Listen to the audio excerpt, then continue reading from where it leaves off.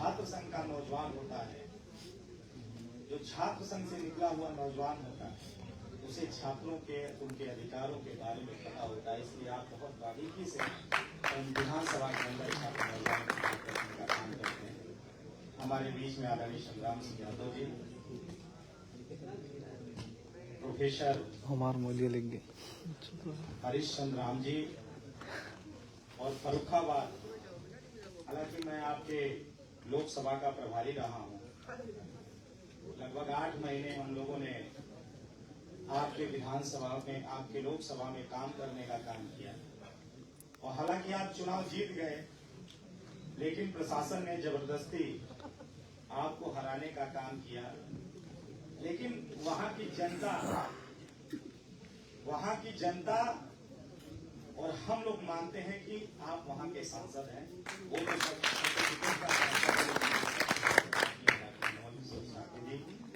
Professor DNNS Yadav ji, मंच पर उपस्थित समाजवादी लोहिया वाहिनी के शानदार राष्ट्रीय अध्यक्ष आदरणीय अभिषेक यादव जी, मंच पर उपस्थित समाजवादी लोहिया वाहिनी के राष्ट्रीय महासचिव राघवेंद्र यादव जी, इस कैंपस में उपस्थित, इस प्रांगण में उपस्थित हमारे समाजवादी छात्र सभा के तमाम पदाधिकारी और इस हॉल में बैठे हुए सभी लखनऊ विश्वविद्यालय के छात्र, आप सबका मैं के साथ सबसे पहले मैं शुभकामनाएं देता हूं फोन करवा यहाँ के इकाई अध्यक्ष को कि आपने इस कार्यक्रम को कराया। हालांकि विश्वविद्यालय के अंदर अब माहौल और परिस्थितियां बहुत बदल चुकी हैं। जब से भारतीय जनता पार्टी की सरकार बनी है, तब से कैंपस में रोक लगा दिया गया है कि केवल एक विचारधारा की बात होगी। अगर कोई दूसरी विचारधारा के लोग या समाजवादी विचारधारा के लोग या धर्मनिरपेक्ष विचारधारा के लोग अगर कोई कार्यक्रम करना चाहते हैं तो उसको विश्वविद्यालय की तरफ से ना तो अनुमति मिलेगी और ना ही उसे प्रांगण मिलेगी। क्योंकि मुझे याद है कि 2017 में जब समाजवादी पार्टी की सरकार हटी थी और भारतीय जनता पार्टी की सरकार आई, तो लखनऊ विश्वविद्यालय के अंदर मुझे याद है कि उस समय एग्जाम का समय, और एग्जाम के समय में लखनऊ विश्वविद्यालय के अंदर छात्रों से कहा गया, क्योंकि उन्हें एग्जाम देना था, हॉस्टल में रहने वाले बच्चों को भी ये मना कर दिया गया था कि पैसा नहीं है विश्वविद्यालय के पास कि आपको भोजन करना। और उसके ठीक 1 महीने बाद उसी प्रांगण में हिंदू परिषद का कोई कार्यक्रम था, जिसको लखनऊ विश्वविद्यालय के द्वारा फाइनेंस किया गया 9 लाख रुपए। यानी बच्चों के लिए, जो पढ़ रहे हैं बच्चे, जो छात्र छात्राएं पढ़ रहे हैं, एग्जाम के समय में उनको बता दिया गया कि आपके पास आपके लिए खाने के लिए पैसे नहीं है विश्वविद्यालय के पास। लेकिन वहीं हिंदू महासभा को कार्यक्रम करने के लिए 9 लाख रुपए दे दिए। हालांकि उस समय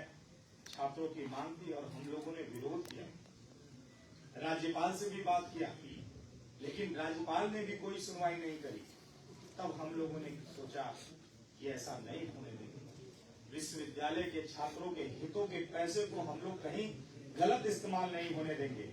तो हम लोगों ने उस समय, मुख्यमंत्री उस कार्यक्रम में आने वाले थे, उस कार्यक्रम का हम लोगों ने मुख्यमंत्री को काला झंडा दिखाकर विरोध करने का काम किया। और बात को पता करें तो पता चला कि ये छात्रों के साथ अन्याय है, और फिर उस पैसे को वापस कराया। यानी स्थिति और परिस्थिति विश्वविद्यालय के अंदर आज बहुत माहौल बदल दिया गया। इन नौजवानों, इसलिए मैं आपको कह रहा हूं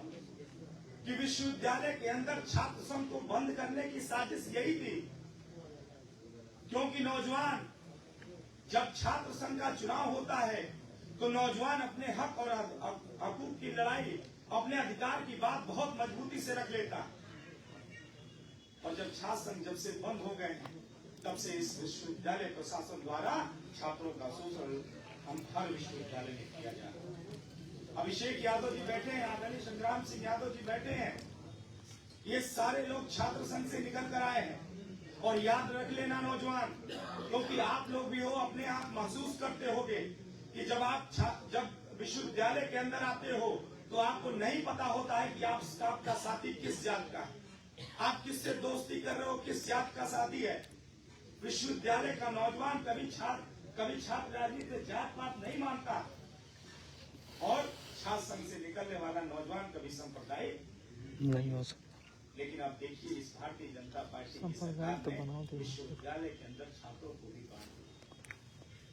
छात्रों को भी बांटने का काम किया, और वो आज मांग रहे हैं हम लोगों से सर्टिफिकेट, जिनका इतिहास खुद देशभक्ति का नहीं रहा है। आज हम बात कर रहे हैं 30 जनवरी को, आज हम शहादत दिवस मना रहे हैं गांधी जी की। वो गांधी जी जिन्होंने इस देश को आजाद कराया अहिंसा से, उन्होंने न जाने कितने कठिन रास्ते अपनाए, फिर भी उन्होंने नहीं छोड़ा अपने अहिंसा का साथ, और पूरे देश को एकजुट किया और इस देश से अंग्रेजों को हटाने का काम किया। लेकिन जब ये देश आजाद हुआ, देश की आजादी में जिसने आजाद कराया इस देश को, जिन्होंने इस देश को विपरीत परिस्थितियों से निकाला, उन्हीं को भी इस आरएसएस के लोगों ने हत्या की। हम तो आजादी से पहले गांधी जी के बारे में पढ़ते हैं, लेकिन आजादी हुई, आजादी के बाद अगर गांधी जी होते तो क्या उनकी नीति होती, क्या उनका मंशा होता इस देश को बनाने का, तो हम देख नहीं। ये आरएसएस के लोग, ये जो आरएसएस विचारधारा के लोग हैं, ये 1925 में गठन हुआ, 1947 में देश आजाद हुआ, उठाकर देख लो, इनका कभी भी इतिहास देश की आजादी में नहीं रहा। कार्यक्रम होता है इनका इतिहास कभी भी देश की आजादी में नहीं रहा है। ये जब भी खड़े हुए हैं तो अंग्रेजों के साथ खड़े हुए हैं। ये उस समय जब भी खड़े हुए तो बात करते हैं, और जब देश आजाद हुआ तो देश की आजाद कराने वाले नहीं कर इन्होंने। और आज ये हमसे देशभक्ति का सर्टिफिकेट मांगते हैं, जिन्होंने लगभग 60 सालों तक तिरंगा नहीं फहराया। इसलिए साथियों, मैं आपसे कहना चाहूंगा कि आज भी हमें जरूरत है गांधी जी के उस रास्ते को अपनाने की, क्योंकि ये भारतीय जनता पार्टी आज भी चाहती है कि हम हिंसक हो, हम हिंसा पर उतरे। लेकिन उठाकर देखना नौजवान साथियों कि इसी भारतीय जनता पार्टी की सरकार में जब पूरा देश एक काले कानून जो किसानों के लिए बनाए गए थे, तो उस काले कानून का विरोध हमारे किसान भाइयों ने किया, और उन्होंने भी वो रास्ता अपनाया था कि शांति प्रिय रास्ते, अहिंसा के रास्ते को अपनाया था। तो लगभग 1 साल तक दिल्ली के बॉर्डर पर उस काले कानून का विरोध किया, उस अहिंसा के रास्ते को अपनाते हुए उन्होंने विरोध किया, और देखिए आप क्या हुआ, कई किसानों ने शहादत दी, लेकिन फिर भी किसानों की शहादत होने के बाद इस सरकार को, इस भारतीय जनता पार्टी को, सरकार को झुकना पड़ा और उस काले कानून को वापस करना पड़ा। तो आज भी वो रास्ता है, और वही देखिए जब रास्ता हमने अहिंसक अपनाया, जब अग्निवीर योजना लागू हुई, उस समय छात्र भी आंदोलित हुए थे, माननीय विधायक जी, और वो 2 दिन तक तो रास्ता ठीक था, लेकिन जैसे ही हम सड़कों पर अहिंसा पे आए तो उन्हें नौजवानों को मुकदमे लगाकर जेल में डालना शुरू कर दिया। वहीं से वो रास्ता बदल गया और वहीं हमारा आंदोलन खत्म हुआ। इसलिए साथियों, मैं आपसे कहना चाहता हूँ, मैं आपसे निवेदन करना चाहता हूँ कि आज समय है, और विश्वविद्यालय में पढ़ने वाले नौजवानों से मैं कहना चाहता हूँ कि याद रखना कि विश्वविद्यालय में पढ़ने लिखने वाला नौजवान आज डिग्री तो ले रहा है, लेकिन विश्वविद्यालय से निकलने के बाद, डिग्री ले लेने के बाद उसके पास कोई नौकरी नहीं बच रही। ना तो ये सरकार नौकरी देना चाहती है, सारे नौकरियों को ठेके पे कर दी है। और आप सोचो, ये अगर भारतीय जनता पार्टी के मुख्यमंत्री का अगर बयान अब से भी जब 2017 करेंगे, में हमारे में लाइव सरकार चला बनी, जब मुख्यमंत्री से पूछा गया कि आपने बेरोजगारी दूर करने की बात करी थी और नौजवानों को रोजगार नहीं मिल रहा है, तो उन मुख्यमंत्री का बयान था कि हमें उत्तर प्रदेश में कोई अरे ऐसा डाल मौका पे कैले नहीं नहीं दिखाई देता, इतना टैलेंट दिखाई नहीं देता, इसको नौकरी दी जा सकती। सोचो उत्तर प्रदेश के मुख्यमंत्री का छात्र हेलो। नौजवानों के लिए अगर इस हमारी में तरीके लग गया की चला सोचो था, तो बताओ देखो। कैसे आपको नौकरी दे सकते हैं। हैं? इसलिए साथियों मैं आपसे कहना हेलो। चाहता हूं कि ये भारतीय जनता पार्टी आपको बेरोजगार बनाना चाहती है और उसकी नजर में अगर नौजवानों के लिए सबसे बड़ी नौकरी अगर कोई है, कहाँ उसके नहीं लिए हो कोई बड़ी नौकरी है तो डिलीवरी बॉय से ज्यादा कोई बड़ी नौकरी दिखाई नहीं देती। इसलिए नौजवानों मैं आपसे कहना चाहता हूं कि भारतीय जनता पार्टी नौजवानों को बेरोजगार बनाना चाहती है, लेकिन आज इस गांधी जी की शहादत दिवस में संकल्प लेकर जाना कि 2027 में इस भारतीय जनता पार्टी को ऐसी हालत में कर देना कि ये खुद भारतीय जनता पार्टी के लोग बेरोजगार हो जाएं, ये सत्ता से साथियों, इसलिए मैं आज यहाँ पर उपस्थित सभी, क्योंकि हमारे नौजवानों ने बहुत कम समय में तैयारी की, इसके लिए मैं अपने इकाई अध्यक्ष को धन्यवाद देता हूँ, क्योंकि जब हम विश्वविद्यालय प्रशासन से परमिशन मांगते हैं किसी कार्यक्रम के लिए, तो विश्वविद्यालय प्रशासन कई दिनों तक केवल पेपर घुमाता रहता है। अगर कोई प्रोफेसर अगर कहीं लिख देता है समर्थन में, अगर समर्थन में लिख देता है तो सबसे पहले उन प्रोफेसर की जांच शुरू हो जाती है, उन प्रोफेसर के खिलाफ कार्रवाई करनी। लेकिन ये 2017 के पहले ऐसा नहीं होता था। हमने देखा है विश्वविद्यालय के अंदर, चाहे जिस विश्वविद्यालय से मैं पढ़ा हूँ, आगरा विश्वविद्यालय, चालू रहना वाले उस विश्वविद्यालय में भी मैंने देखा चालू कर कि चाहे वो बीजेपी के लोग, चाहे एबीवीपी के लोग हों, चाहे वो सुबाई के लोग हों, चाहे वो लेफ्ट के लोग हों, चाहे वो आरएलडी की उस समय छात्र संगठन बनाई थी, कोई भी अगर लोग अगर कार्यक्रम करना चाहते थे तो उन्हें कैंपस मिल जाता। लेकिन जब से 2017 के बाद जब से ये सरकार बनी, कि जब भी हम आप कार्यक्रम के लिए इनसे हॉल मांगते हैं, संगोष्ठी के लिए हॉल मांगते हैं, तो ये तुरंत जो है मना कर देते हैं। और अगर कोई प्रोफेसर की सहमति मांगते हैं, अगर प्रोफेसर की सहमति भी हम ले आते हैं, तो उन्हीं प्रोफेसर को प्रताड़ित करना ये शुरू कर देते हैं। इसलिए साथियों मैं आपसे कहना चाहता हूँ, मैं आपसे निवेदन करना चाहता हूँ कि हम लोगों ने, हम ऐसे दल में, हम ऐसे पार्टी में कि हमारे नेता का विचार बहुत बृहद है, वो हमेशा नौजवानों की बात करते हैं, उन नौजवानों के रोजगार और उन्नति की बात करते हैं, वो विकास की बात करते हैं, किस तरीके से नौजवान आगे बढ़े उसकी बात करते हैं। क्योंकि 2012 से 17 के बीच में जब आप जाते हैं तो आप देखिए उस समय समाजवादी पार्टी की सरकार थी और समाजवादी पार्टी की सरकार में माननीय अखिलेश यादव नौजवानों को लैपटॉप देने की बात करते थे। नौजवान कैसे टेक्नोलॉजी में आगे बढ़े, उसे नौकरी कैसे मिले, तो उन्होंने लखनऊ के अंदर आईटी सिटी, आईटी हब बना दिया और वहां लाखों लाख नौकरियां उन्होंने देने का काम किया। इसलिए साथियों मैं आपसे कहना चाहता हूँ, निवेदन करना चाहता हूँ कि आपके सामने आपका भविष्य है। ये लड़ाई किसी और की नहीं है, ये लड़ाई आपकी है और इस लड़ाई को स्वतः आपको लड़ना होगा। क्योंकि जब इस विश्वविद्यालय के अंदर, जिस विश्वविद्यालय से निकलोगे, जब आप डिग्री लेकर निकलोगे तो सोचो क्या करोगे। अगर ये सरकार नौकरी नहीं देगी तो आपका भविष्य क्या होगा। इसलिए मैं दावे के साथ कहता हूं कि 2022 के चुनाव भी समाजवादी पार्टी के राष्ट्रीय अध्यक्ष माननीय अखिलेश यादव ने नौजवानों से विश्वास और भरोसे के साथ कहा था कि 2022 में समाजवादी पार्टी की सरकार बनेगी तो 40 लाख नौकरियां देने का काम नौजवानों को करेंगे। उन्होंने फिर भरोसा और विश्वास दिलाया है कि 2027 में अगर समाजवादी पार्टी की सरकार नौजवान बनाते हैं तो उनको 40 लाख नौकरी देने का काम समाजवादी सरकार में होगा। इसलिए साथियों में ये केवल वादा नहीं है, आप उठाकर देख लीजिए 2012 से 17 के बीच में, चाहे लखनऊ में किसी कोने में घूम आइए, चाहे लखनऊ से आगरा की तरफ निकल जाइए, चाहे आप पूर्वांचल की तरफ निकल जाइए, सारे जगहों पर आपको समाजवादी सरकार के किए गए काम, माननीय अखिलेश यादव जी द्वारा किए गए काम ही